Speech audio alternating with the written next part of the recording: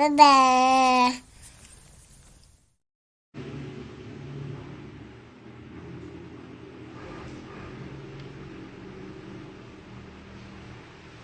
Ei pessoal, estamos aqui hoje para falar sobre intestino preso, que a gente chama em medicina de constipação intestinal, vocês conhecem como intestino preso, com a nossa nutricionista Nayara Castro.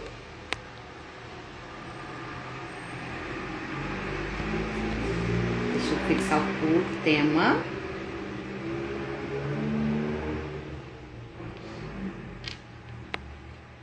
Vamos ver se melhora a nossa.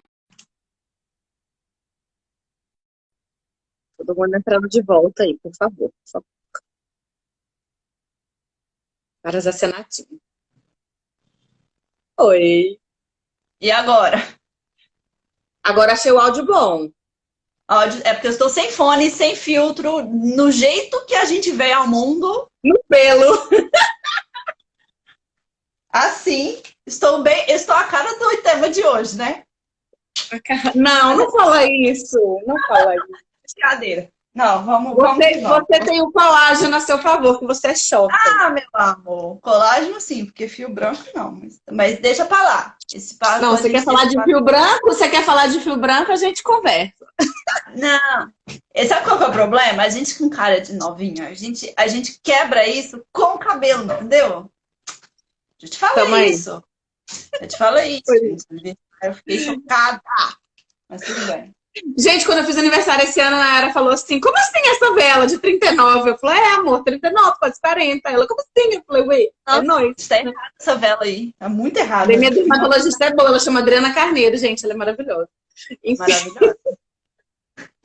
Enfim, estamos aqui hoje, eu e a Nay. Ei, Rafa. Todo mundo voltou, obrigada, pessoal. Estamos aqui, eu e a Nay, hoje para falar sobre intestino preso, que a gente, o nome, assim, vamos dizer, científico é constipação intestinal, mas todo mundo conhece como intestino preso. Em pediatria, super comum. Tipo, eu acho que talvez seja uma das coisas que mais traz criança para o consultório. E nem sempre as queixas são muito claras. Às vezes a gente tem que dar uma peneirada até descobrir que era aquilo. E aí eu trouxe a Nay hoje para a gente falar um pouco sobre isso, linkando com a parte de orientação nutricional, que é fundamental. A criança que não come bem, ela com certeza vai ter prejuízo aí na função do intestino. Qual que é a associação disso? Ei, mamãe! Hoje minha mãe tá aqui também, coisa linda. Qual que é a associação do intestino preso com a introdução alimentar?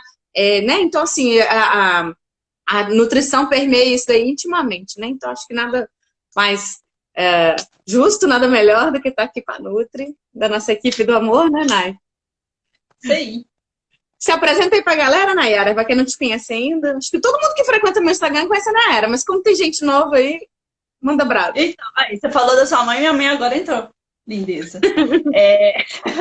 Então, para quem não me conhece ainda, eu sou a Nayara, eu sou nutricionista infantil.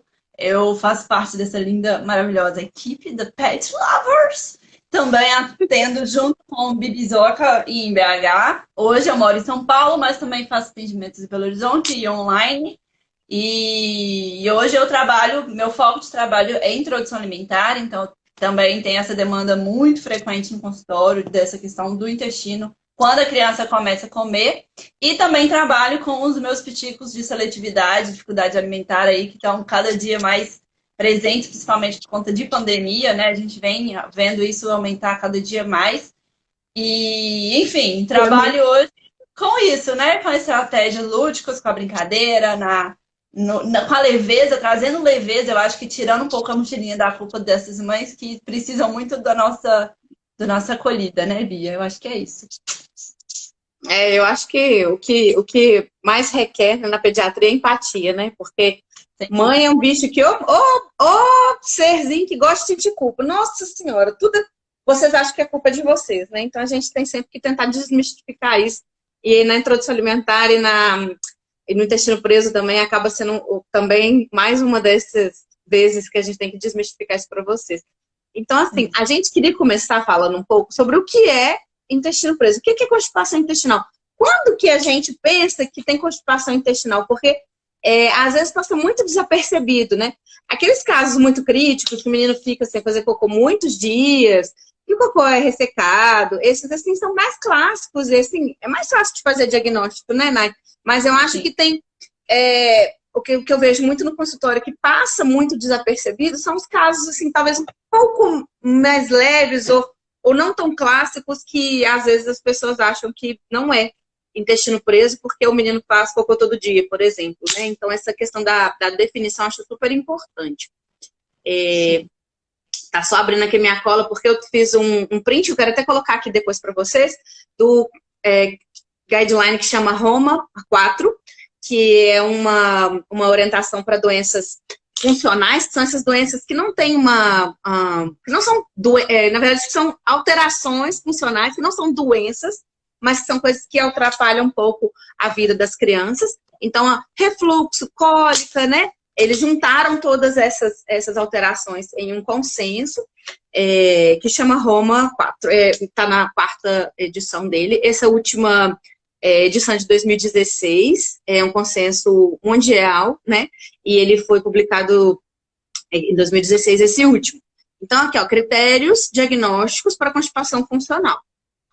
Tem que incluir pelo menos um mês de alteração. Então, aquele menino que teve ficou doentinho e aí ficou sem comer e aí o intestino prendeu por causa disso, não conta. Tem que ser uma criança que ela tem recorrentemente esses sintomas. Durante pelo menos um mês, né, Bia? Vale reforçar isso, né? Uma semana que ficou alterada, é um mês, considerando 30 dias. Também é o mesmo período que a gente usa para a dificuldade alimentar. Então, 30 dias que é o nosso parâmetro. Perfeito. Então, pelo menos 30 dias de alteração da função do intestino, com pelo menos 2 dos critérios que eu vou falar. Fazer cocô 2 ou menos vezes por semana. Então, é aqueles clássicos que eu falei. O menino fica vários dias sem fazer cocô. História de retenção de fezes. Então, aquela criança que a gente sabe que ela está segurando para não fazer cocô. História de movimentação do intestino dolorosa, aquela criança que tem muita cólica, muita dor abdominal. História de fezes com grande diâmetro, aquele cocô grande que entope o vaso. Você fala assim, gente, mas o menino tem 2 anos, como é que ele faz um cocô desse tamanho? Pode ser constipação intestinal. E presença de massa palpável, né, na barriguinha quando a gente faz o exame abdominal. Então, a gente consegue palpar fezes ali durante o exame. E em criança que já foi desfraldada, eles também consideram episódio de incontinência. Então, assim, a criança está segurando tanto que ela começa a ter perda de fezes na roupinha, na cuequinha, na calcinha. Aquela criança que já tinha um controle bom da evacuação, já fazia no piniquinho dela lá. Então, esses são critérios para a gente pensar. Esses são os clássicos, né, Nai? E também, um número muito interessante que eu queria trazer, que eu estava lendo a questão do Roma 4 agora de tarde, que apenas a minoria das crianças vai ter essa alteração da frequência de menos de 2 vezes ou menos por semana. Porque às vezes a gente fala assim, não, mas aí não não, porque faz cocô todo dia. É o que eu mais escuto. Não, o intestino funciona bem, faz cocô todo dia. Então, assim, quer ver, ele até coloca aqui, mais de 90% dos meninos, né, vão evacuar mais do que 3 vezes por semana, mas vão ter esses outros sintomas de dor, dificuldade para fazer. Então, assim, toda vez que eu pensei em constipação intestinal, eu acabo mostrando para os pais aquele desenho que tem os desenhos dos cocôzinhos, que a gente chama de escala de Bristol. Pra quem não conhece, acho que eu também vou botar aqui nos stories, acho que é interessante no final. Todo paciente meu no questionário pré-consulta, todo mundo passa por ele para saber qual que é o cocô do filho. Falei assim, e eu gosto de mostrar para os meninos maiores, para as crianças também, perguntar como é que é o seu cocô? Seu cocô parece mais com qual? Então, gente, para quem nunca viu, pasmem, existe uma tabela com os desenhos dos cocôzinhos que a gente mostra para os pacientes para a gente poder estimar. Porque às vezes o menino faz cocô todo dia, mas é aquele cocô todo de bolinha, um monte de bolinha. É intestino ressecado, é intestino preso. Então, só para vocês entenderem que mesmo que a criança faça cocô todo dia, se tiver esses outros sinais, a gente tem que pensar sim na constipação intestinal. Então, não queria ficar parecendo muito aula, não, mas eu acho que é super importante frisar isso, porque é um negócio que passa muito e os pacientes mesmo não consideram que o intestino é preso, quando a gente vai ver assim. né? E a questão do bebê. Você quer falar essa parte do bebê, Nay? Acho que é legal também, se precisar eu complemento. É normal o intestino preso em bebê? Porque em menino mais velho a gente vê muito. Mas Sim. em bebê pequeno, é normal?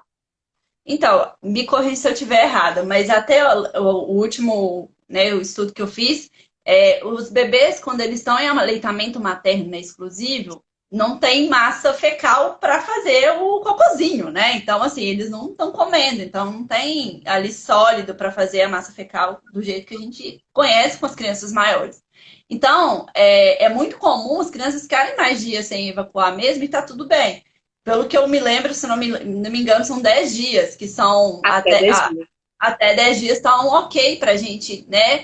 Não considera uma constipação para criança nessa idade. O que dá muita diferença é quando o bebê tem aleitamento exclusivo e quando tem fórmula. A fórmula resseca mesmo o intestino. Então aí precisa, tanto que a gente recomenda, né? Quando a criança utiliza fórmula, ter a ingestão de água além da fórmula, porque a gente vai ter esse episódio de ressecamento. Então, o leite materno, quando o bebê está no peito, ele realmente não vai fazer o bolo fecal, né? Então é uma coisa mais normal a gente não esperar um cocôzão, assim, nas fraldinhas. E depois, quando a criança ela começa a comer, aí a gente vai considerar a mesma coisa.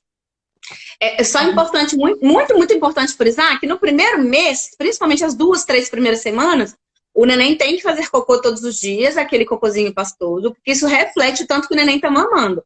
Mas depois disso, principalmente pro neném que tem aleitamento materno, é isso mesmo, os pais ficam horrorizados, né? A gente falou assim, o neném pode ficar até 10 dias sem fazer cocô, que é normal. Eu até li esses dias um post do Flávio, pediatra, a gente já tinha até marcado a live, ele fez um post sobre constipação, vou colocar aqui para vocês também. Ele tava falando que é normal com os pais sedados, né? Porque fica todo mundo desorientado, bota o pediatra doido, que o menino não faz cocô, e os meninos podem ficar um pouco incomodados, né, com essa retenção aí. Isso depende de vários fatores, como a Nay falou, né, não tem fibra, não tem massa, o neném só tá mamando, então quase tudo é absorvido, o neném fica com aquele cocô mais pastosinho, porque tá mais líquido para eliminar. E a principal diferença aqui, pessoal, com a constipação intestinal, é que o neném vai ficar, sei lá, 6 dias sem fazer cocô, mas quando faz é pastoso, é molinho. É diferente da constipação intestinal, que a principal característica é esse cocô ressecado, tá bom? Então, é isso que eu queria que vocês diferenciassem. E assim, infelizmente, a gente vê muito profissional, às vezes, passando laxativos e outros remedinhos, e até o truque da vovó de água de ameixa, para esse cocô molinho. Só que tá retido, né? Do neném pequeno. Então não adianta. O laxativo só resolve quando o cocô tá ressecado. Aí a gente dá um remedinho para soltar o intestino. Quando o cocô do neném já é molinho e você dá um laxativo, pode piorar o incômodo, dar cólica. Então fique esperto nisso daí. Então é super comum o neném ter. Tem uma entidade em criança pequena, em bebê pequenininho, que chama disquesia. Também é um transtorno funcional. É um nome super feio, né? Mas a disquesia é quando o neném tem dificuldade de fazer cocô. Além de estar muitos dias sem fazer, o neném fica aquele negócio espremendo e não consegue fazer. Como se fosse um quadro de cólica, porém mais brando e em menino maior um pouquinho. Então o neném não fica incomodado o tempo todo, mas você vê que de vez em quando ele está tentando fazer e não consegue. Infelizmente a gente não tem muito para fazer para ajudar. Né? Então o nosso foco aqui vai ser falar de constipação mesmo, quando é essa retenção de fezes, por alguns motivos que a gente vai falar, e o cocô sai ressecado. E por isso que o neném ou a criança maior tem dificuldade de fazer, tá bom? Sim. Isso aqui, ó, é a parte da Nay, maravilhosa, né? Tá bom, a gente já entendeu o que é constipação, né? Quando o menino tá segurando ali o cocô. Em geral, a Nay falou isso aqui no começo, eu achei espetacular, porque é isso mesmo. Em geral, aquela criança teve. Por que tem isso? O que acontece? A criança teve, por algum motivo, prendeu um pouco o intestino, e aí fez um cocô ressecado que doeu a evacuação, e aquela criança começa a reter. E isso vira um ciclo vicioso, porque quanto mais a criança retém o cocô, mais resseca, porque mais absorve a água, o cocô fica mais seco. Na hora de fazer, vai doer mais. Aí ele vai associando que esse negócio de fazer cocô dói, e cada vez segura mais. Esse é um ciclo vicioso que a gente precisa quebrar. Então, assim, a primeira coisa, né? O que a gente pode fazer sem orientação médica? O que dá para fazer sem prescrição médica, quais são as primeiras coisas que a gente tem que manejar, que não seja remédio, que não seja tratamento mesmo específico? Sim. Essa Tá questão falando alguma luta aí, Nai? são muitas coisas, né? Eu falo que às vezes a pessoa pega a live e quer colocar tudo em prática, mas calma, aqui tem muita informação, então vai colocando isso na medida que vocês conseguem. Antes de eu falar propriamente da alimentação específica, eu acho legal a gente trazer outros lados, né? Dessa questão da constipação. Essa questão da retenção é uma questão que pega muito. Eu tive uma paciente minha que eu peguei com 1 ano e 8 já fazendo esse comportamento de segurar. E aí a mãe ficava doida, porque como que faz com uma criança desse tamanho já, né? Sofrendo tanto para fazer cocô, enfim, e aí às vezes até sangrava. Então, assim, é um processo muito doloroso para a criança. E lembrando que a criança, por menorzinho que ela seja, todo evento que acontece com ela vai ficar marcado na memória dela, né? Então, assim, a gente pode considerar isso também como um trauma. Então, Sim, acaba que isso vai ficar, né, no subconsciente dela e isso vai levar para a vida inteira, uma constipação até na vida adulta. Então, a gente precisa conversar mesmo com essa criança, a gente precisa entender que tá doendo, entender, acolher também, né, esse sentimento, entender que para ela isso é sofrido e fazer um trabalho junto com ela. Então, desde pequenininha a gente vai fazer esse trabalho para trabalhar mesmo essa questão de não segurar, de que só piora e tudo mais. Então, a gente tem ferramentas, e foi o que eu estava mostrando aqui, né, dos meus palitoches da vida, das consultas. maravilhoso. Pra te explicar. Isso aqui fui eu que inventei, tá? Então, existe essa historinha que é do Cocô Amigo, vocês acham na internet, coloca lá. Esse livrinho é ótimo, eu tenho ele lá. Então, eu imprimi e fiz na versão palitoche, porque a gente tá na versão online, né? Como que eu vou contar a história? A gente inventa palitoche. Então, na historinha, a gente mostra o caminho do cocô, tira um pouco essa questão do nojo, né? Porque as crianças têm isso, o sentimento do nojo. Ah, cocô é nojento e tal. Realmente, o nojo é um sentimento, mas a gente precisa lidar com ele um pouco mais tranquilo. Principalmente quando a gente tem crianças que sofrem com isso. Então, a gente traz a história. É importante, né, Nay? Acho que falando para os pais também, tratar o cocô da criança pequena de uma maneira, tentar, né, gente? Porque a gente tem também nojo, ok. Mas tentar tratar de uma maneira natural, porque se a criança vê que a gente acha aquele negócio nojento, também é um motivo para ela reter. Tipo, para que como assim? Eu não quero viver essa experiência desse troço nojento encostar em mim. Então, também é um motivo para a gente reter. Então, tentar normalizar o fato de que o menino faz cocô e que o cocô vai estar ali em contato, que tem a fralda, enfim, aquela confusão toda. Então, vamos tentar também normalizar isso. Isso, é importante isso, né? A gente é espelho para elas. Então, a forma com que a gente reage àquilo, a criança vai reagir de volta da mesma forma. Então, tentar normalizar o máximo que vocês conseguirem para justamente a criança entender que aquilo faz parte dela. Qual que é o caminho que a comidinha faz, né? Então, explicar para a criança que no final, depois que a gente termina de comer, o cocô vai embora e dá tchau pro cocô. Eu, quando era criança, minha mãe conta isso. Que eu ficava vendo o que parecia o cocô. Adoro. Que eu não sei o quê. Dava tchau pro cocô. Então, assim, realmente refazer essa relação com as fezes, né? Isso é muito importante. Então, ressignificar.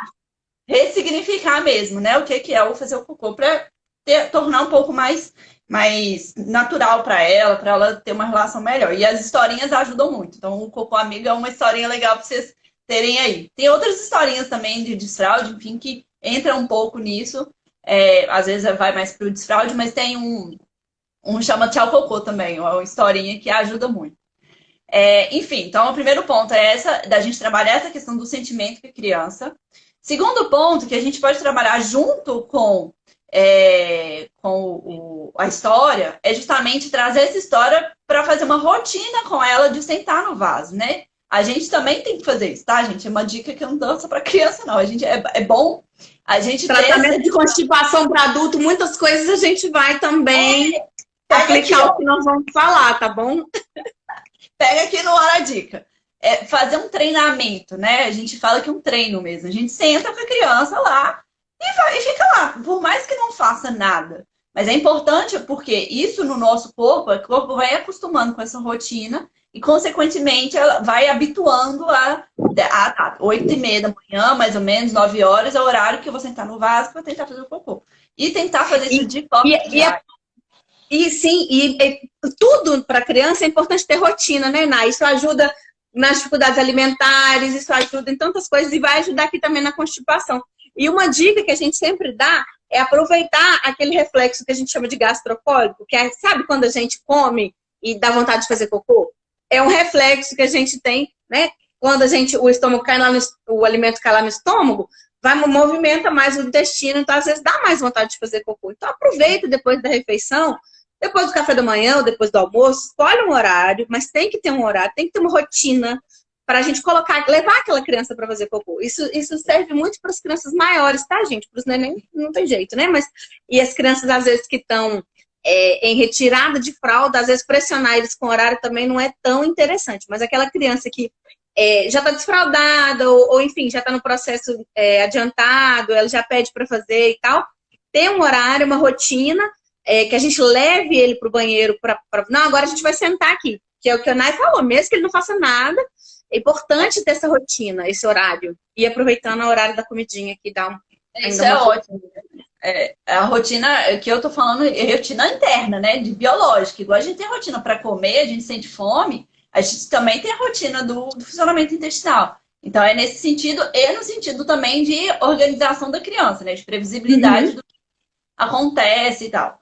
Então essa questão de sentar no vaso é importante. Outra dica que serve para adulto e para criança é a posição. E outra coisa, além da posição, é distração.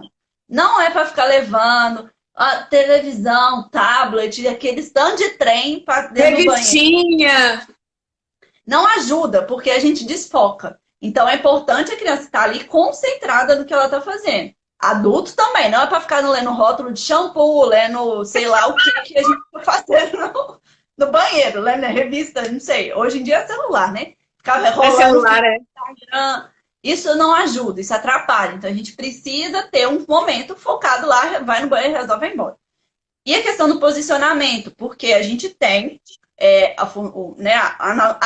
anatomicamente, a posição adequada para a gente fazer a evacuação. Então, a gente precisa elevar esse pezinho da criança para fazer a posição certinho, que eu esqueci o nome. Então, quando a gente tem tem um nome específico, mas nada mais O que acontece? Gente, quando a gente não tinha banheiro na vida, no mundo, as pessoas faziam cocô de cócoras, né? Agachadinho. E quando a gente dobra mais o joelho, relaxa uma musculatura do períneo que ajuda o cocô a sair.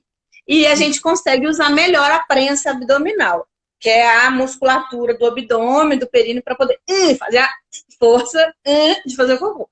Então, eu reforço muito isso. Inclusive, acho que hoje eu falei com alguma família. A criança está muito... já desfraldou para xixi, mas está com muita dificuldade de tirar o cocô. Eu falei assim, primeira coisa, usa piniquinho ou redutor? No piniquinho costuma ser mais fácil, porque a criança fica muito mais numa posição muito mais semelhante a essa de cócoras. Ela fica bem ajoelhada, assim, o joelho bem dobradinho. Quando é redutor, tem criança que gosta mais, porque parece mais com o do adulto, né? A criança às vezes gosta muito dessa imitação. Mas assim, é super importante ter um apoio pro pé. Porque se a criança fica lá no vaso com as perninhas de penduradinha, não tem jeito de usar a prensa abdominal. Então, eu falo, tem muitos redutores hoje que já vem com uma escadinha de apoiar o pé, né? Mas se você não tiver, não tem problema, não precisa ser nada caro. Você vai para um redutor lá qualquer e você bota qualquer coisa, um livro, um tijolo, sei lá, um quadradinho de um banquinho, exatamente, o que você quiser, para que aquela criança consiga apoiar os pezinhos enquanto estiver sentada, porque aí aquela criança vai conseguir fazer aquela força. Então, se o pezinho estiver de pendurado, fica difícil. Então, essa posição é, assim, super importante. Exato. E isso faz toda a diferença para a gente também, né? Então, é importante esse posicionamento. Eu lembrei de alguma coisa e já esqueci. Ó, como é que a memória Você falou da distração, da posição, ótimo, da rotina, a gente falou. Uma coisa que eu queria lembrar, antes de você entrar na parte de alimentação, que é ultra importante, talvez seja mais importante aqui, do desfraude ser natural e, assim, respeitoso. Porque quando a gente resolve que está na hora de tirar a fralda do menino, e eu não vou entrar muito nisso não, porque a gente tem uma live sobre isso, com quem que eu fiz essa de desfraude? Eu fiz de desfraude com a Ana Carmen, que é nefro, E a gente estava falando muito da questão do xixi, mas a gente falou muito dessa questão do desfraude para o cocô também. O desfraude, gente, não é a gente que desfralda o menino que resolve que está na hora de não querer mais usar fralda e para de querer usar fralda. Se a gente resolve assim, por uma pressão social, ou da escola, ou seja o que for, faz 2 anos, vou tirar a fralda, e aquela criança ainda não está psicologicamente, neurologicamente, enfim, da parte de desenvolvimento, mesmo motor, né? A criança tem que conseguir sentar e ficar sentada, a criança tem que conseguir levantar e sentar sozinha, tem que conseguir vestir, pôr o shortinho, né? Então, e emocionalmente estar preparada, né? Enfim, tem que estar com sinais de prontidão, ok? Se a gente não tiver na hora e a gente forçar esse processo na criança, isso é trágico. Por quê? Aquela criança fica com medo e começa a reter. Reter o xixi, reter o cocô. Então, às vezes, a gente até consegue mais ou menos fazer do xixi, mas também não é raro de ter muita perda, muito acidente. Mas, assim, é muito traumático para a criança. A criança começa a esconder para fazer cocô, faz cocô na roupa. É uma das causas, assim, mais importantes de constipação intestinal, esse desfraude forçado. Então, primeira coisa, converse com seu pediatra, ou com sua nutri também, vê se está na hora de fazer esse desfraude. Não é todo mundo com 2 anos que vai fazer desfraude. Tem menino que vai fazer desfraude com 4 anos e tá tudo bem. Não é todo mundo na mesma época, tá? Porque isso é uma das principais causas de constipação e que a gente pode levar pro resto da vida. E pode atrapalhar demais esse desfraude, a gente não conseguir fazê-lo, afinal de contas. E aí os meninos vão parar em psicólogo. Nossa, é péssimo. Gera muito trauma. Bola de neve. É uma bola de neve, porque só piora, né? Então, não caiam nessa roubada, tá bom? Converse com seu médico, converse com seu nutri, com seu gastro, enfim. Porque é tão difícil os mais antigos entenderem isso. Nossa, Luana, não sei, mas eu tenho maior trabalho no consultório para convencer, não só os antigos, os novos também. Tem muitos pais que têm muita dificuldade de entender isso e aceitar isso. Entender é fácil, aceitar é difícil. Que a gente não manda nos meninos nessa parte. Tem muitas coisas, né? Em quase tudo. Eles são seres que têm as suas demandas, as suas necessidades, e a gente tem que respeitar a criança. Eu acho que às vezes falta muito isso, empatia e respeito com a criança. Então, acho que tem que dar essa amarrada aí, muito importante. Eu acho que a gente falou tudo de prevenção e de tratamento da parte comportamental. Acho que sim. E lembrando essa questão de domínio sobre os corpos, né? Que entra muito na questão alimentar também, né? Puxando um gancho para isso. Às vezes a gente quer definir quando a criança vai começar a comer, quando ela vai parar de mamar, quando ela vai parar de usar fralda, quando... Então, assim, tem coisa que a gente precisa entender que eles têm o tempo deles, né? Então, e respeitar isso, porque é uma coisa deles, né? O corpo deles, é o funcionamento deles, é o tempo deles. Então, eu acho que a partir do momento que a gente começar a entender que somos pessoas diferentes, é um bebê, mas é um bebê, não é um mini adulto e nem é um robô. Então, ele tem lá seu próprio desenvolvimento. Aí fica mais fácil. E aí, pensando na parte alimentar também, quando a gente pensa na constipação, existem 1 trilhão de coisas, né? Da constipação. E aí eu vou falar mais em relação às crianças maiores. Daqui a pouco a gente fala um pouco sobre os bebês. Porque aí também é um capítulo. Outro tópico, É um capítulo à parte. Mas quando as crianças, quando a gente fala em alimentação, não adianta a gente fazer isso tudo se a gente não olha para a alimentação, né? Primeiro ponto da alimentação é água.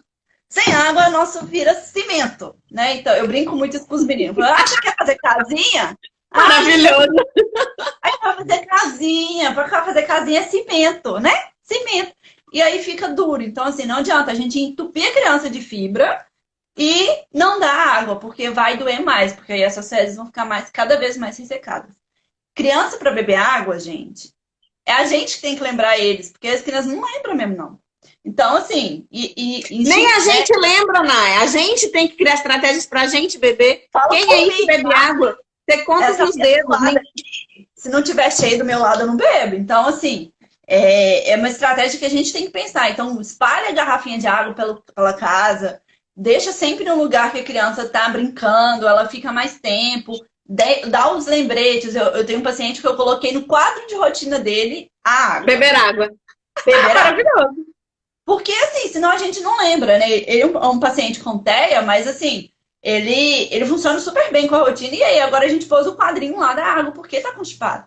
Então, a gente começou a inserir esse tipo de estratégia justamente para ajudar a criança. Ela precisa ser lembrada. Foi beber água você? Deixa a água para a criança. E aí, a mesma coisa, né? Faz essa estratégia para você também. Outra coisa, deixa o filtro na altura da criança para que ela possa se servir da água. Criança, gente, ama ser autônoma, ama achar que é adulto. Então, arruma um copo legal, um canudo divertido, coloca o filtro na altura que ela possa pegar a água sozinha, que ela possa, né, tomar a sua atitude. Ah, tá na hora de eu beber água. Ele vai lá e toma. Eles adoram esse tipo de estratégia.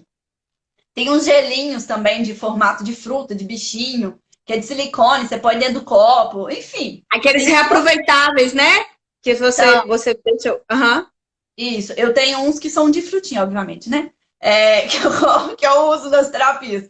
Para gente justamente fazer esse incentivo, né? Para a ingestão de água. Então, a água primeiro. E tem uma dica muito boa para aqueles meninos que não tomam água de jeito nenhum. E é uma dica que eu uso, inclusive, para minha mãe. Viu, mãe? Se você tiver ainda, minha mãe não toma água de jeito nenhum.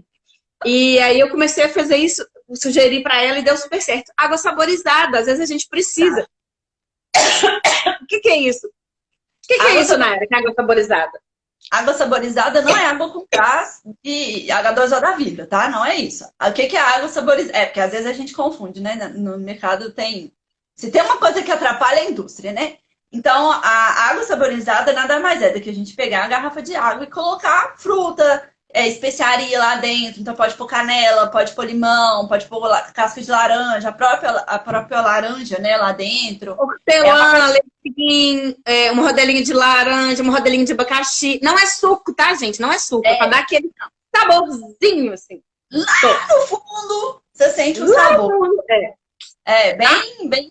Bem, assim, pra tirar o gosto. Gente, a nossa equipe multi, como é toda aqui agora? A equipe tá toda aqui, falta só a Ari. A Ari não tá aqui, não, chama ela. Mas, assim, água saborizada não é açúcar, isso é importante. Então, assim, colocar lá só pra dar aquele tchan na água pra criança, tá, né? É uma dica ótima pro menino que não gosta de tomar água. E, às vezes, principalmente no comecinho, introdução alimentar, às vezes é difícil, o menino não quer nada que não tem gosto. Ou pro menino mais velho que não gosta. Então, funciona bem razoável, assim. Funciona. Dá um tchan legal. Lembrando que água de coco não é água, suco não é água é água, tá? Água é água, perfeito. Porque às vezes, mas não toma água, mas toma suco. Não é a mesma coisa. O intestino precisa de água para limpar mesmo. Então, o suco entra lá na ingestão de líquidos? Entra, mas não é a ingestão de água, é diferente, tá? E aí, lembrando que a ingestão de água varia de faixa etária, não vou entrar em detalhes também, mas a gente tem que entender que também tem a necessidade de cada idade. Ótimo. Além da alimentação, ou da hidratação, a gente tem que pensar na alimentação. E aí, quando a gente pensa na alimentação, logo vem de cara, a gente pensa nas nossas verduras e legumes, nossos folhosos, amados, salve das crianças. Que é importante. Porque a gente precisa de fibra, gente. A fibra nada mais é do que a nossa massa do cimento, né?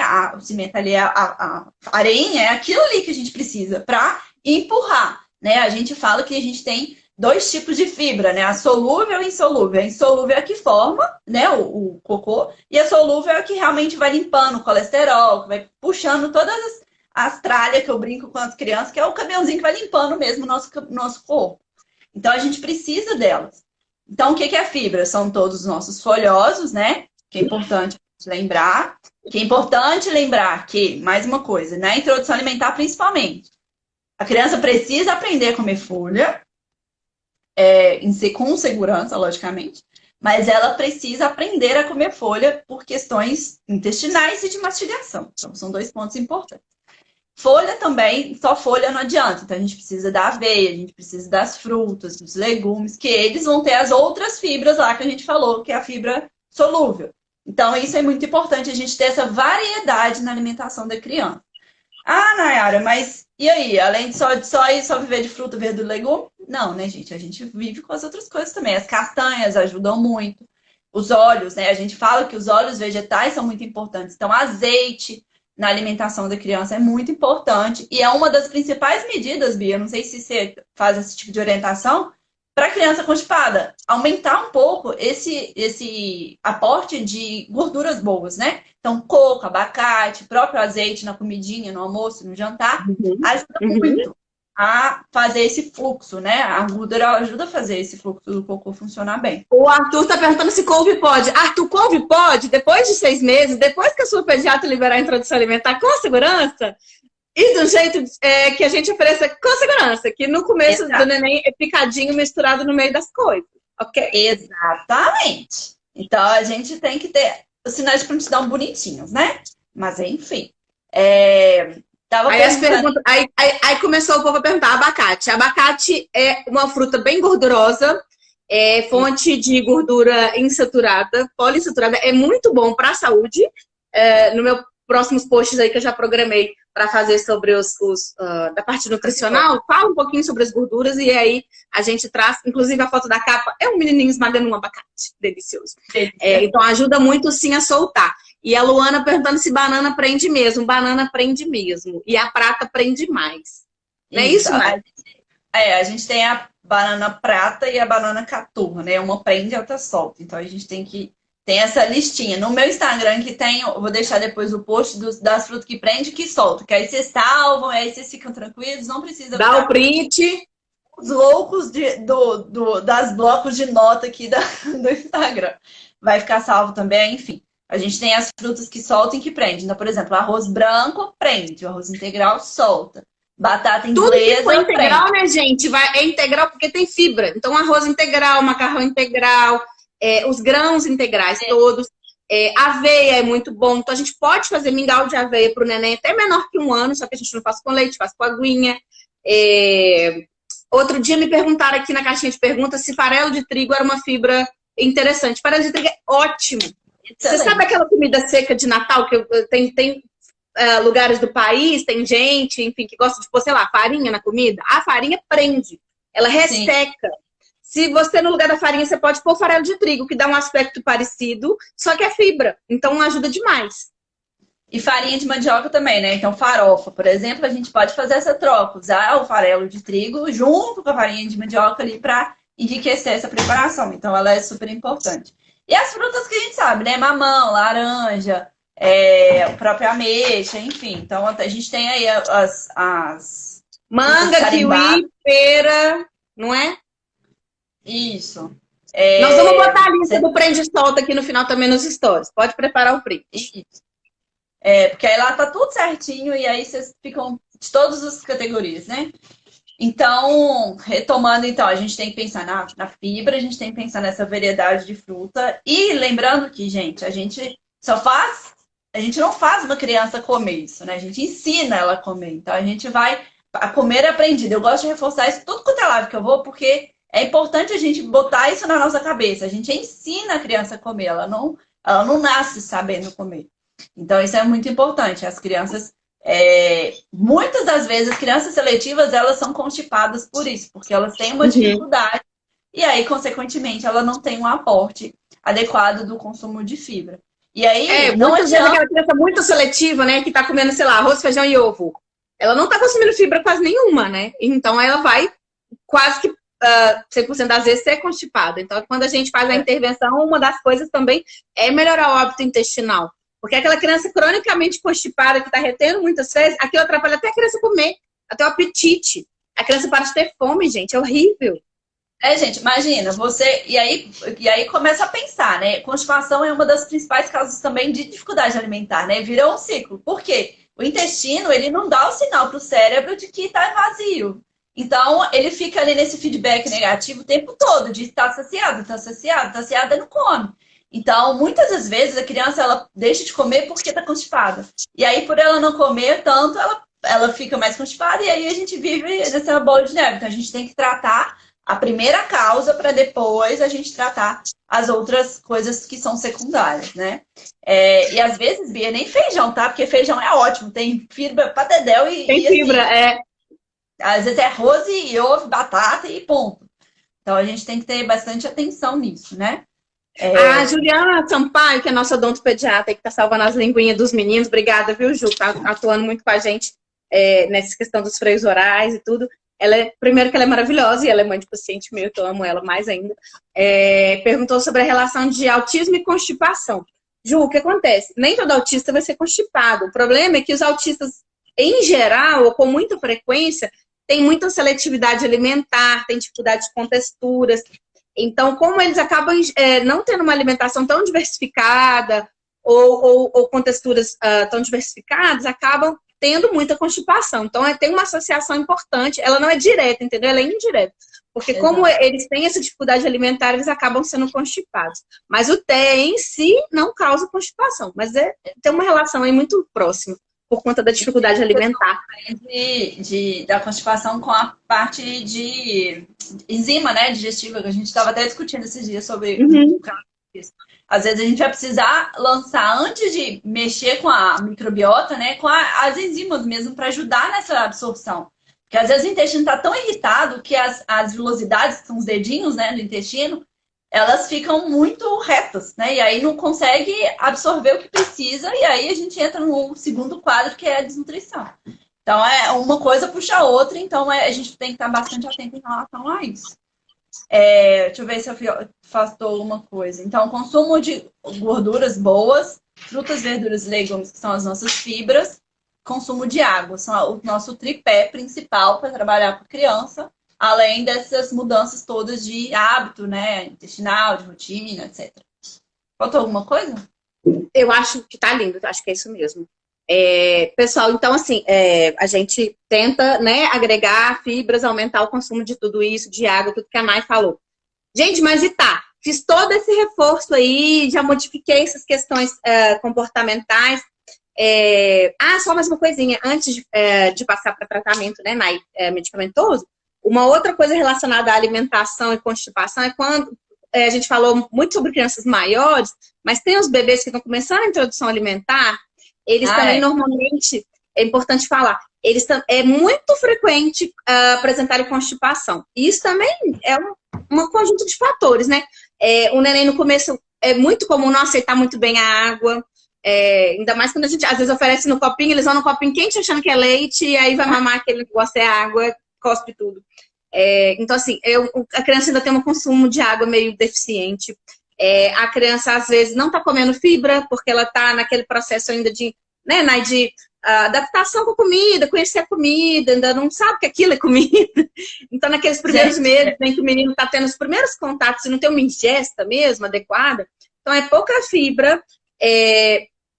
Às vezes está comendo algumas coisas e a fibra não está suficiente. Às vezes a ingesta de água é deficiente. Coincide também com o período que a gente inicia o ferro, né, a suplementação de ferro, que acaba prendendo um pouco. Os ferruginosos mais recentes, mais modernos, eles prendem muito menos o intestino do que o bom e velho sulfato ferroso aí de antigamente, mas também prende, isso é um pouco individual. Então, assim, uma série de coisas levam o neném que começou a comer agora, com muita frequência ter o intestino mais preso. Então, não é raro a gente precisar de usar tratamento medicamentoso nesse iniciozinho, para que isso não comprometa o neném, né, para ele não ficar incomodado e também não atrapalhar na introdução alimentar dele, né? Sim, e aí uma coisa importante que você falou, que aí a gente treinar o bebê não vai sentar, né, no vaso, então a gente pode fazer bicicletinha, fazer massagem. A Ari até esses dias estava falando nos stories sobre isso, fazer massagens, movimentos circulares, né, em direção assim... Na barriguinha. Um horário, né, em sentido horário, para a gente ir ajudando essa criança nessa regulação do intestino com os bebês. E lembrar, gente, no início da introdução alimentar, é o que a Bia falou, o bebê não sabe o que está acontecendo.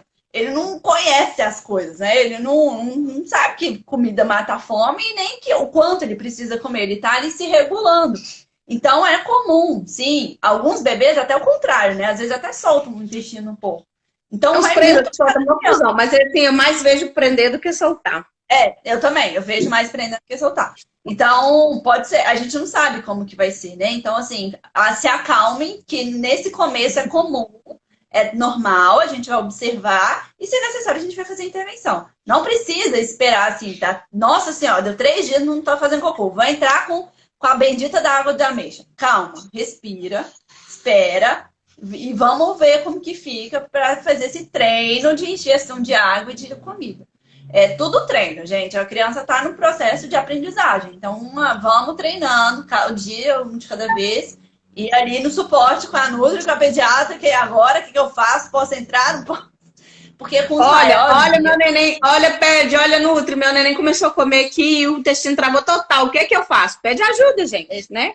A gente está aqui para isso. A gente está aqui pra... Exatamente. E para os maiores... Deu até transmissão de pensamento, né, Mãe? É alinhado aqui no transmimento de pensação.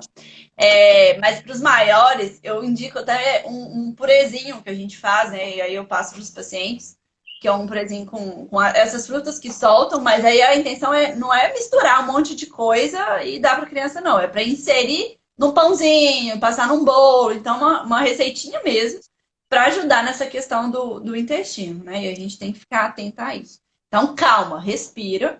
E uma coisa importante lembrar também, que eu puxei aqui, é que da mesma forma que ele está aprendendo a comer aquilo, né? Ele está aprendendo a mastigar. Então, não se assustem se aparecer pedacinho de cocô lá no... Só pedacinho de comida, né, no cocô. O contrário, pedaço de comida no cocô. Tá tudo bem. Ele está treinando essa mastigação. Então... faz parte do processo. Você vai observar que no começo vai aparecer mais comida, depois vai ficando homogêneo. Inclusive, é uma coisa que a gente fica observando nos maiores. Então, crianças que têm dificuldades de mastigação, quando mais velhos, seletivos, eles também aparecem esse sintoma de fezes, né? Restos alimentares, né? Restos alimentares. Então, a gente tem que estar atento a isso também. Maravilhoso. E sobre tratamento medicamentoso, gente, que todo mundo já quer chegar chegando, entendeu? Meu filho tá com o intestino preso, que remédio que eu posso dar? Antes do que remédio que eu posso dar, tem toda essa mais ou menos 50 minutos que nós estamos falando de coisas para fazer. Então tem muitas coisas para fazer. Ok, já fiz todas essas coisas e não adiantou. Ok, agora que remédio que eu posso dar? Então, primeira coisa, antigamente, eu sou do tempo, nossa, eu me senti uma velha agora, eu sou do tempo que os meninos iam no pronto atendimento porque tava 5 dias sem fazer cocô e os pediatras passavam a tal da lavagem intestinal. Gente, graças a Deus, hoje não se usa isso mais. Se você chegar no pronto atendimento e alguém quiser fazer lavagem no seu filho, pensa bem. Corre. Pensa bem se precisa mesmo. Não vou dizer que a gente não faça ainda. Eu trabalho em pronto atendimento desde antes de eu fazer residência de pediatria, então já tenho, sei lá, 15 anos de formado, 15 anos de pronto atendimento. A gente ainda faz, infelizmente ainda tem uns casos que chegam tão graves, tão impactados, enfim, com tanta dor abdominal que às vezes até simula apendicite, você vai ver intestino preso. Nossa. Que às vezes precisa. Então, em casos muito extremos, a gente ainda faz. Mas hoje não, né? Isso desde que eu fiz faculdade, eu aprendi com o Dr. Marco Antônio Duarte, que é o papa da constipação no Brasil. Graças a Deus eu tive a oportunidade de ter ele de professor, maravilhoso. Beijo pro Marco Antônio. Que a desimpactação deve ser feita via oral. Como é que é isso? A gente usa medicamentos de tomar, isso desde bebezinho, em qualquer idade a gente vai usar essa estratégia, para que, por via oral, como diz, de cima para baixo, e vai desimpactando, né? É muito importante a gente se livrar daqueles conceitos assim de laxativos antigos, tipo lactopurga, sene, não sei o que tem, porque às vezes parece que é natural, mas funciona irritando o intestino. Então isso também não é legal. O que a gente usa, sempre, né, a recomendação desde muito tempo, mas continua sendo atual, é a gente usar laxativos osmóticos. O que é isso? Resgata lá da química, vocês lembram de osmolaridade? A água vai do lugar menos concentrado para o mais concentrado. Então, se você usa alguma coisa que está aumentando a quantidade de soluto ali dentro do intestino, a osmolaridade das fezes, ela vai puxar a água de fora para dentro do intestino. Então, a gente usa medicamentos, então, eu não vou falar nomes aqui, porque isso realmente precisa de prescrição médica, mas a gente usa substâncias que não são irritativas, que não vão ser absorvidas pelo organismo para puxar água para dentro do intestino. E é isso que a gente faz. E esse tratamento, uma das coisas mais difíceis de convencer os pais, os cuidadores e tal, Não adianta, quando a gente precisa já entrar com tratamento medicamentoso, não adianta eu entrar com tratamento, normalizar as fezes e tirar. Tipo, melhorou, o menino começou a fazer cocô pastoso, aí para de dar. Por quê? Vocês lembram que a gente falou que tem aquele ciclo vicioso do trauma? Que o menino lembra que evacuar dói, aí prende, e aí quanto mais prende, mais resseca, quanto mais resseca, mais dói, quanto mais dói, mais prende, e aí vira essa confusão? Ok, as fezes ficaram amolecidas, já pastosas, mas o menino ainda tá com aquele medo de fazer cocô. Então ele continua prendendo, aí na outra semana tá preso de novo. Aí ele faz cocô e vai doer, e você não resolveu o problema do menino. Então, quando a gente precisa entrar com esses medicamentos, normalmente a gente tem que usar isso por um período prolongado. 6 meses, às vezes até mais. Para aquela criança desassociar que fazer cocô dói. Aquela criança tem que esquecer que fazer cocô é ruim. Entendeu? Então, assim, é uma coisa difícil de convencer os pais, mas assim, é muito importante. Então, tem essa parceria com o seu pediatra, não retire o medicamento. Às vezes, quando solta muito cocô, o que a gente faz é ir reduzindo. É até uma das perguntas da caixinha de pergunta, né? Como fazer o desmame do PEG e tal? A gente vai reduzindo. Nunca a gente suspende de uma vez. A gente vai reduzindo, começou a aprender, a gente volta. Então, a gente vamos fazer sempre guiado pelo profissional para ficar de uma forma legal, de uma forma que vai contribuir, né, com a sua criança para que isso funcione a longo prazo. Tá bom, pessoal? Uma das causas de mais dificuldade no desfraude é a constipação. Às vezes o menino tem o intestino preso, o cocô nem tá mais preso, o menino já tá com o intestino evacuando pastoso e tem medo e fica nesse, né, ciclo de prende e solta. Aí se dá remédio, solta, para de dar, prende. Aí o menino tem medo, esconde para fazer cocô. Então, isso é super importante. Se sua criança está com dificuldade de desfraude, porque o cocô é ressecado, peça ao seu pediatra, converse com o seu nutricionista, o que é possível fazer para que ele não tenha esse problema, não leve esses traumas para frente. Então, assim, a recada só que eu queria deixar de tratamento era esse, que lavagem, né, ou clister, glicerinado, seja lá o que a gente usar, é utilíssimo caso. A gente hoje faz desimpactação oral com doses altas desses laxativos e depois dá uma xanadãozinha de manutenção, assim, ó, a longo prazo, a perder de vista. Eu queria, não sei, passar para as perguntas. Dessa parte de tratamento, você quer comentar alguma coisa, né, de tratamento medicamentoso? Não, até que não. É só pra gente ter atenção mesmo, porque às vezes um desespero, né, Bia? Eu entendo muitas mães, assim, quando elas estão desesperadas, tipo, meu Deus, tá em tantos dias que não tá evacuando, né? Então, entender que... Às vezes acaba indo para o pronto atendimento, uma coisa assim. Aí, do tratamento medicamentoso, bom e velho supositório, né? Que todo mundo fica desesperado, fala, eu vou botar um supositório. Pode botar um supositório? Que eu mais escuto. Posso botar um supositório? Ainda bem que perguntou, porque tem um tanto de gente que põe sem perguntar se deve.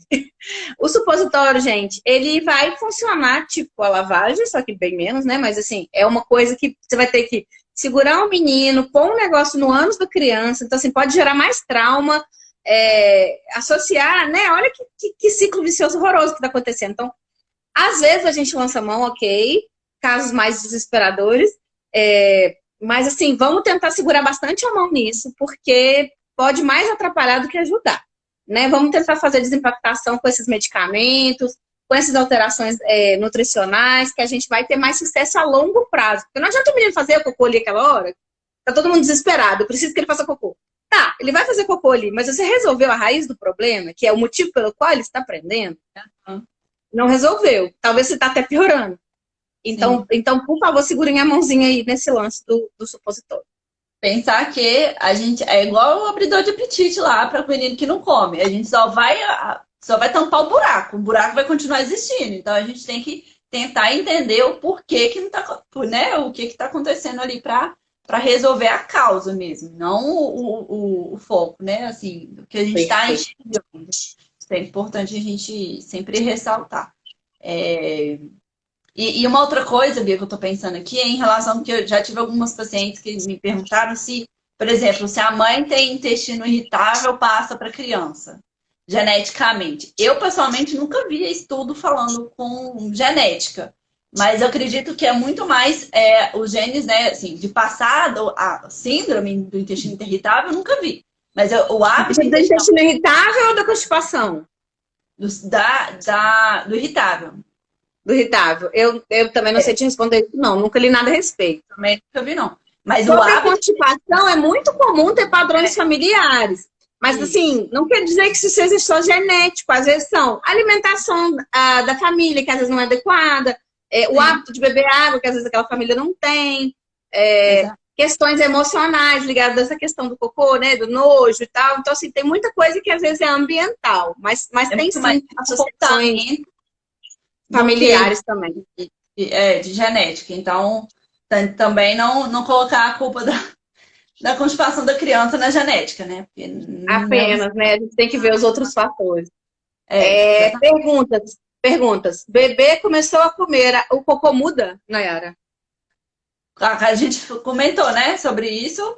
Começa a comer, muda. E muda para mais, para menos, formato, etc. Por isso que a gente tem que estar atento. E aquele cocôzinho de cabritinho, a gente tem que ficar atento também, que é a constipação, tá? Então, a gente brinca que tem o cocô sem água e o cocô sem fibra, né? E aí a gente tem que avaliar para ver o que está acontecendo. Porque pode ser Maravilha. Mais perguntas. Se tiver pedaço de comida é preocupante, quer dizer que não está digerindo bem? Nayara falou muito bem disso, né? Está relacionado com a mastigação, né? No neném no começo vai ter, né?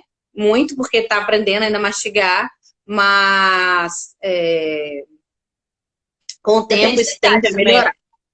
Se a idade for, quer dizer, a gente está falando de aprendendo a mastigar para bebê, né? Introdução alimentar. Agora, se uma criança de 5 anos aí tá aparecendo restos de comida nas fezes, aí a gente preocupa porque aí a gente tem que pensar na fono, para mastigação. Então a gente tem que associar essas coisas, tá? Gente, a Luciana, Luci Zanzoni, que é nossa psicóloga da nossa equipe, falou uma coisa muito importante. Ela falou que a questão do intestino está muito ligada ao estado emocional, e tá mesmo. A gente vê muito quadro psicossomático, né? Você corrige tudo, você está tratando e ainda não melhora. E às vezes, assim, já teve recentemente, que eu me lembro, uns 2 quadros que eu tive que encaminhar para o psicólogo, porque eu, assim, famílias que estão passando por algum processo, né, que tem alguma questão aí emocional envolvida, se a gente também não trabalhar, não melhora. Então, o corpo humano, ele é um reflexo também das nossas emoções, dos nossos processos, do que a gente está vivendo, sentindo. Então, infelizmente, a dor abdominal recorrente, o intestino preso, o intestino irritável, são sintomas muito associados com o estado emocional. E não é raro a gente precisar de auxílio psicológico também nesses casos. E a criança, ela responde muito, né? Então, se acontece qualquer coisa, ela vai mostrar pra gente de alguma forma no corpinho dela que tem alguma coisa emocional acontecendo. Então, a gente tem que ficar bem atento. E aí, Bia, eu gosto de fazer esse exercício também, com os pais, olharem para a criança e não para o problema, tá? Então, enxergue a sua criança como sua criança. O que está acontecendo com ela? Aconteceu alguma situação que possa estar causando isso? Qual que foi a causa lá atrás que aconteceu? Então, desfoca do problema. Ah, meu filho não come, meu filho está com o intestino preso, não sei o quê. Mas o que pode ter levado a chegar nesse quadro? Então, fazer esse exercício diariamente também, isso vale para qualquer coisa, né? Birra, etc. Então, sempre tem uma causa por trás de um comportamento, né? E não é simplesmente o comportamento. Perfeito, Nai. Esse aqui é a polêmica da... Essa polêmica eu vou deixar para você também. Pode dar algo para o bebê que está em aleitamento materno exclusivo e está com o intestino preso? Ó céus, ó vida. Só que não, né? A gente vai continuar dando leite materno, tá? Aguinha de ameixa, essas coisas, não. Chazinho. Gente, os meus pacientes sabem que eu uso muito água de ameixa, mas eu uso água de ameixa pro menino que já come. O menino já come, ele precisa ok, a gente tem a fibra solúvel da ameixa, parará, beleza. O intestino está preso, está ressecado mesmo, esse daí vai se beneficiar de água de ameixa. O bebê pequeno, que só mama no peito, que tem disquesia, dificuldade de evacuar, quando evacua o cocô é pastoso, que fica uns dias sem fazer cocô, esse não se beneficia da aguinha de ameixa. A aguinha de ameixa é o truque da vovó mais maravilhoso que tem, quando bem indicado, tá? Exato. Não usa para qualquer neném. E lembrando que, assim, o intestino do bebê que ainda está em aleitamento materno, ele ainda não está pronto nem para receber comida, né? Quanto menos água de ameixa, que é uma composição completamente diferente. Então, é uma concentração muito grande. Então, lembrar que menor de 6 meses, o intestino ainda não está maduro. Então, as crises lá de cólica, o intestino prende, solta, tá fazendo parte da formação do intestino também. Então, calma, gente, respira, vai dar tudo certo. Mais umas perguntinhas da Denise. Quantos dias sem fazer cocô é considerado normal? Então, eu falei isso lá no comecinho, na questão da definição. O mais importante não é quantos dias que fica sem fazer, se faz todo dia, se fica 3 dias sem fazer, é como que é o cocô. O cocô é ressecado, o cocô é duro, o cocô é calibroso, e principalmente se a criança tem dificuldade de fazer cocô. A criança faz esforço, aquilo causa incômodo, desconforto, dor, machuca para fazer, esse que é o constipado. Muito mais importante do que a frequência, tá, Denise? A Luana perguntando, afinal o bebê que mama no peito e usa fórmula é indicado água? Então, isso mudou tem pouquíssimo tempo, acho que foi ano retrasado. Antigamente, né, até uns 2 anos atrás, todo neném que usava fórmula era indicado da água também o tempo todo.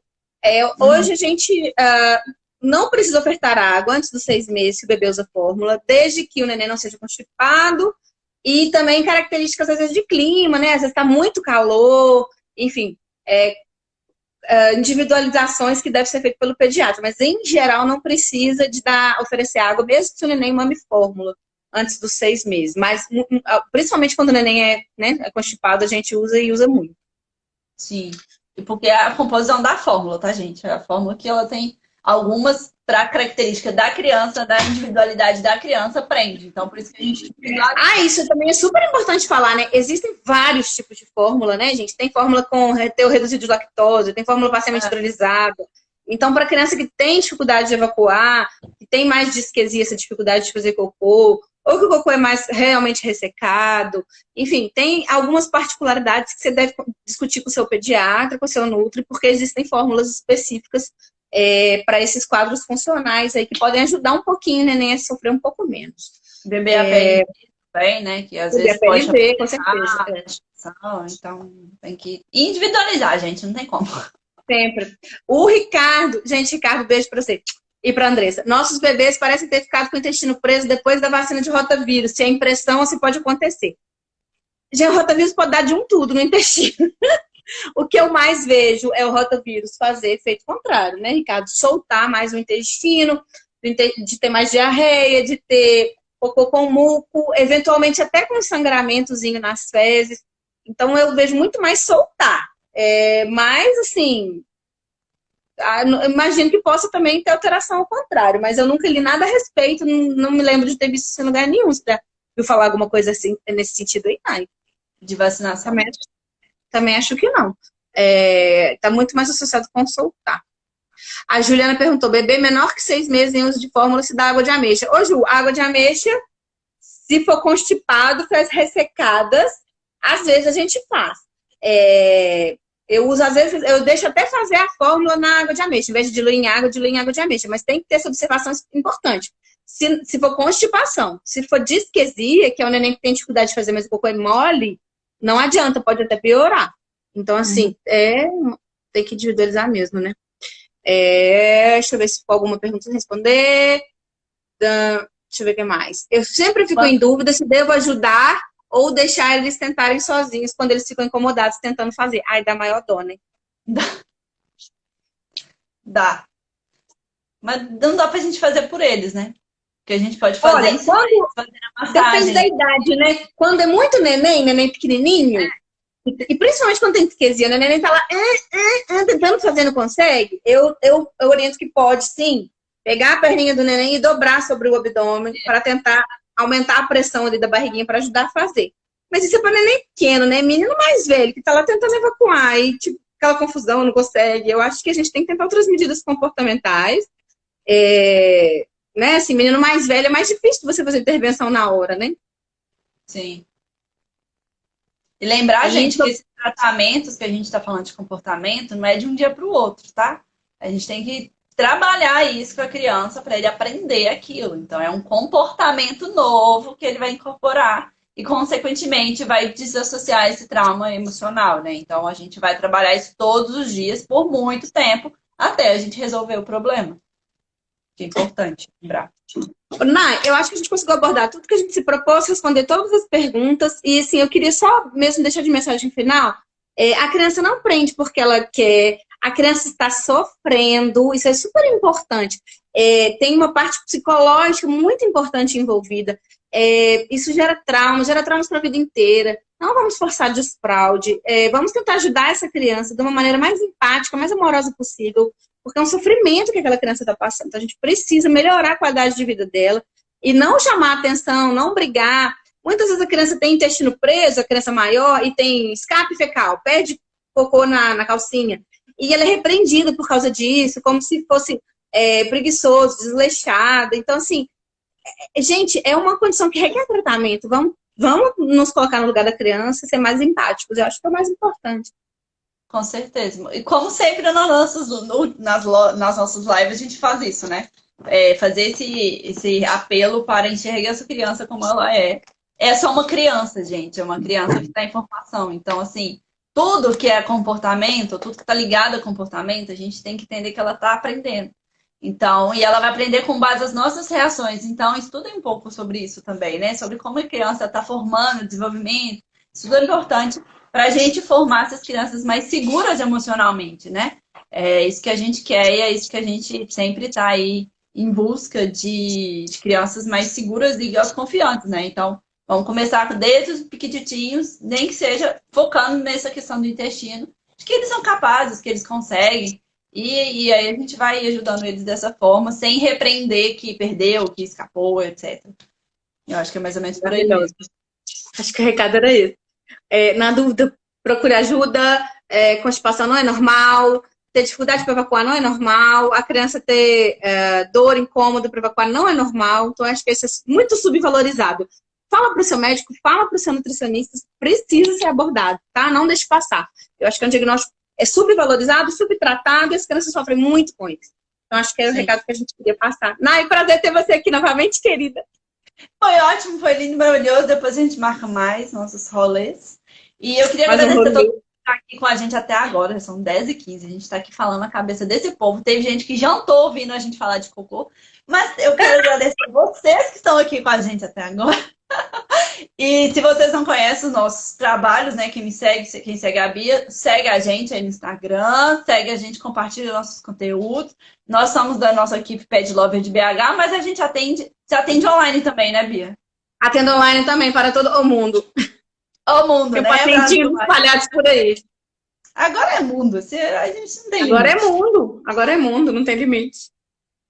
Ou só cartão de crédito, né? Mas enfim. Aí quem tem limite é cartão de crédito e município. Município.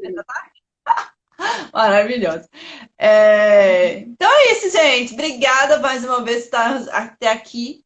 Em breve estamos novamente. Lembrando que a live vai ficar salva aqui no meu IGTV. Compartilhem com quem você achar que vai se beneficiar desse conhecimento maravilhoso. Ô, Lu, obrigada, querida. Gente, a Luana vem todas as lives desde que começou. Amo você, querida. E nosso cabeludinho. Dúvida, manda no direct, manda no WhatsApp, a gente está à disposição. Enfim, estamos aí para ajudar vocês da melhor forma possível. Boa noite. Aquele beijo. Bom descanso. Vocês também. Tchau, gente. Bebê.